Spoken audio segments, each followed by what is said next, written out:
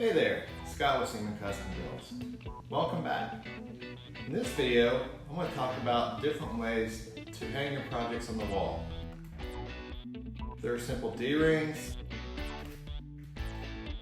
You've got the little Z-clips.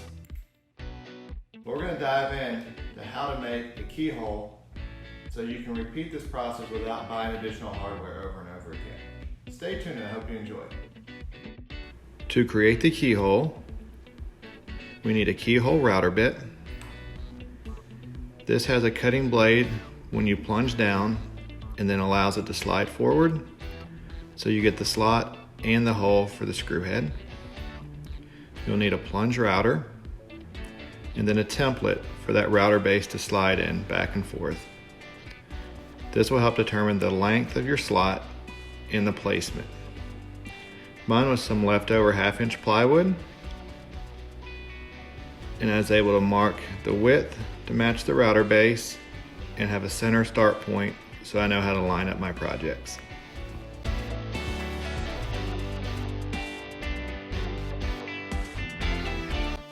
I started by measuring the width of the base of the router and then cut some strips on the table saw to make the template from.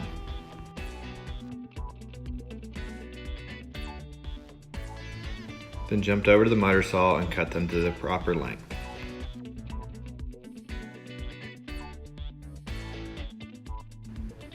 Then pre-drilled with a countersink bit for each overlapping piece.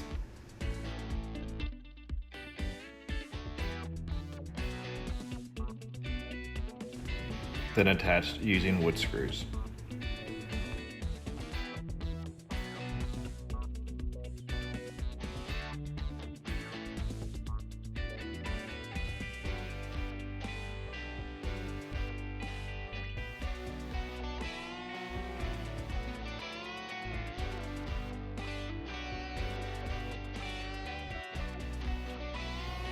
You want to make sure the router can glide smoothly, but also is not sloppy inside the frame. Then I measured and cut pieces to fill in the gaps.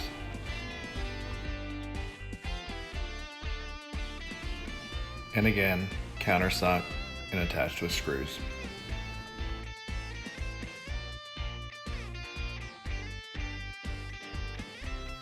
I then took another piece and marked the length and went and cut that on the miter saw. This will be used as a stop block to determine the length of the keyhole.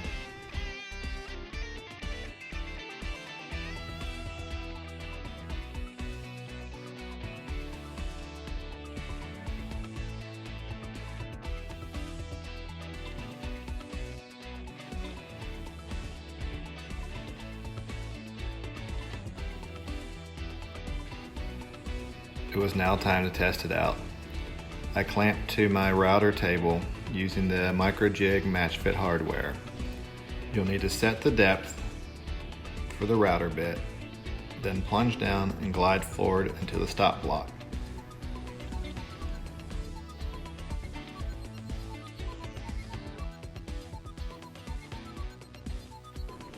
I hope you found this video helpful, and don't forget, don't just build, create. If you like what you see, don't forget to subscribe, hit the like button, comment, and share. There are also links below to any products or tools used during this video.